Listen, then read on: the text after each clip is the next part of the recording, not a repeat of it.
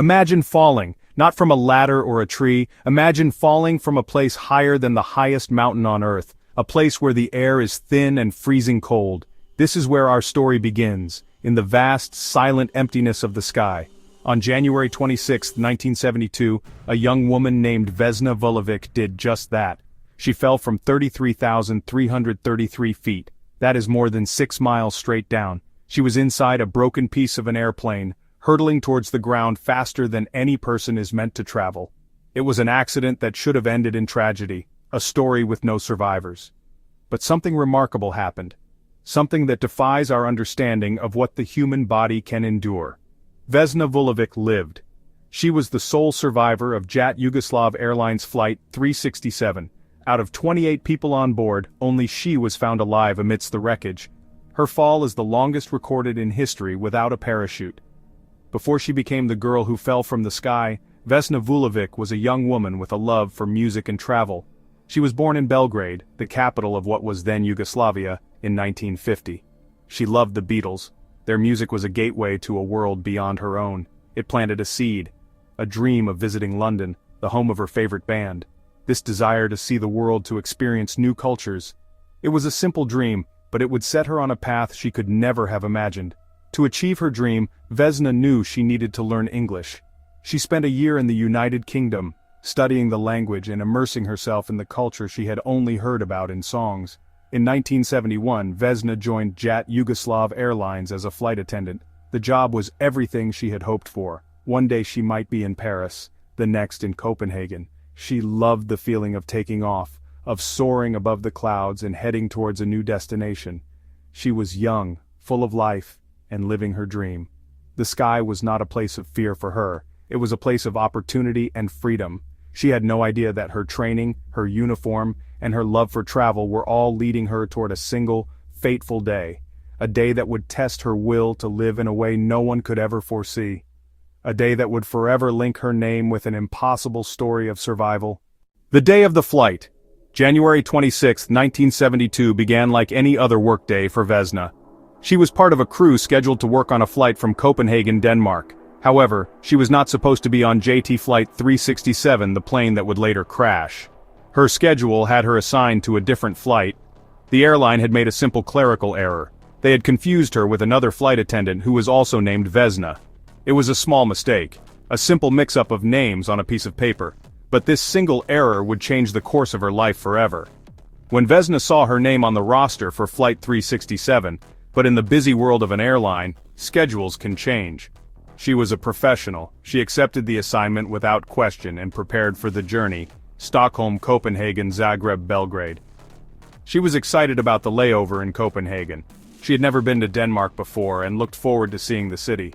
She went shopping with the crew, buying gifts for her family, completely unaware of the destiny that awaited her. The rest of the crew seemed to sense that something was wrong. They were unusually subdued. The captain locked himself in his room for 24 hours before the flight. The co-pilot spoke ominously about his family as if he had a premonition he might not see them again. Another crew member bought gifts for everyone in their family, saying, "As if we are not coming back." There was a strange, heavy feeling in the air, a quiet sense of dread that no one could quite explain.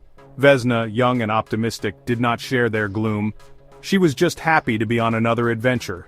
JAT Flight 367 was a McDonnell Douglas DC-9 aircraft. On that cold January afternoon, it took off from Copenhagen Airport, heading for its next stop in Zagreb. On board were 28 people, 23 passengers and a crew of 5, including Vesna. The flight climbed steadily into the sky, reaching its cruising altitude of 33,333 feet. For the passengers and crew, it was a routine flight.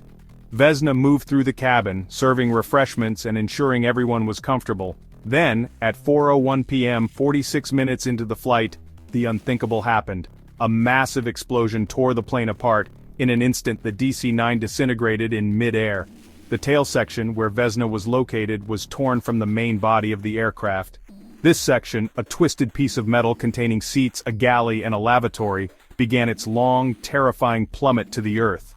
For everyone else on board, their journey ended in that fiery moment.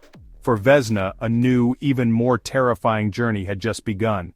The tail section of the DC-9 was now a separate object falling through the sky. Inside this metal tomb was Vesna, The force of the explosion had pinned her against the rear of the aircraft. A food trolley, heavy solid, was jammed against her body, holding her in place. This was the first piece of her unlikely survival puzzle. Instead of being ejected into the freezing, thin air 6 miles above the Earth, she was trapped inside a part of the fuselage. This fragment became her protective shell, a makeshift capsule shielding her from the fall. Imagine the descent. It would not have fallen straight down. It likely tumbled and spiraled, spinning through the air. Winds screamed past at hundreds of miles per hour. The temperature, around minus 60 degrees Celsius. The fall lasted approximately 3 minutes. 3 minutes of chaos, G-forces pulling and pushing. Vesna had no memory of the fall. She lost consciousness when the plane depressurized. Her last memory, greeting passengers. The terror was a blank. The wreckage hurtled toward dark, forested mountains below. The ground, a deep layer of thick, wet snow. This was the second crucial element. The snow acted as a giant, soft cushion. The fuselage fragment did not hit a flat field. It crashed into a steep, tree-covered hillside. Branches of dense pines slowed the descent, absorbing impact before the wreckage slammed into deep snow. The angle of the slope, the trees, the snow all softened the final blow. When the wreckage came to rest, there was silence. Twisted metal half buried in snow on a dark hillside, a scene of utter devastation. The sound of the crash echoed through the quiet forest. A local villager named Bruno Honky, who had been a medic during World War II, heard the explosion and saw pieces of the plane falling from the sky. He immediately rushed towards the site to see if he could help.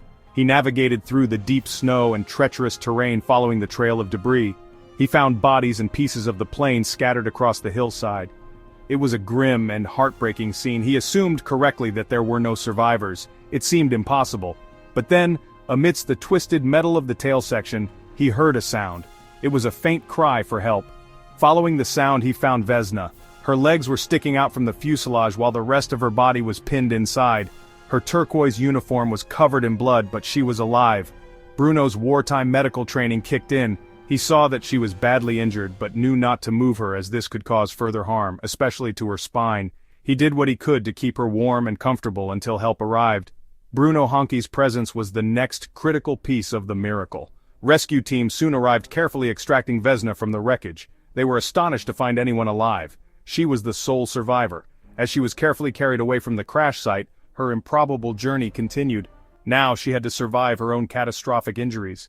Vesna was rushed to a hospital in Prague where doctors fought to save her life. Her injuries were horrifying. Fractured skull, 3 broken vertebrae, 1 completely crushed vertebra, 2 broken legs, broken pelvis, several broken ribs. She was in a coma for 27 days. Her parents rushed to her bedside, praying for her recovery. The doctors were amazed she was alive, but a full recovery seemed unlikely. The damage to her spine looked catastrophic. They feared paralysis from the waist down. When Vesna finally woke from the coma, she had amnesia. She could not remember the flight, the explosion, the fall. The 24 hours before the crash were a complete blank. Her first memory was waking in the hospital and seeing her parents. A doctor showed her a newspaper article about her survival. She fainted from the shock. Against all odds, her recovery matched the miracle of her survival. After months and complex operations, she began to regain feeling in her legs. The paralysis was not permanent. With grit and determination, she endured grueling physical therapy. She learned to walk again, step by painful step. Within 10 months, she was walking again. The doctors were stunned. She had defied their predictions. As Vesna recovered, experts from around the world tried to explain how she survived. Aviation safety specialists, doctors, physicists. They pieced together the chain of events, not one thing, a highly improbable combination of factors. Her position in the tail section was key, pinned by a food cart inside the fuselage. That position protected her from the initial fall and extreme cold. Doctor's theory: very low blood pressure. Vesna had a history of low blood pressure. She likely passed out quickly when the cabin depressurized. Rapid unconsciousness may have saved her heart from extreme pressure damage. Her body shut down, protecting vital organs. The odds were astronomical. Her story entered the Guinness Book of World Records. After her recovery, Vesna Vulović did not hide from the world. She became a national hero in Yugoslavia. She even wanted to go back to work as a flight attendant, but the airline felt her presence might be unsettling for passengers. Instead, they gave her a desk job where she worked for many years. Later in her life, Vesna became an outspoken political activist in her country. She used her fame to protest against the government and advocate for democracy. She was not afraid to speak her mind even when it was dangerous to do so. The woman who had survived a fall from the sky was not easily intimidated. She lived a quiet, solitary life in the same Belgrade apartment she had grown up in. She never married or had children, saying she felt her parents had aged 20 years from the stress of her accident, and she didn't want to put anyone else through such worry. Vesna Vulovic passed away in December 2016 at the age of 66. Her life after the fall was long, but it was forever defined by those 3 minutes in the sky. Her story remains a source of wonder and inspiration. It teaches us about the incredible resilience of the human body and spirit. It is a profound reminder that even in the face of certain death, there can be a sliver of hope, a 1 in a billion chance that changes everything. Vesna's legacy is not just that she fell, it's that she got back up.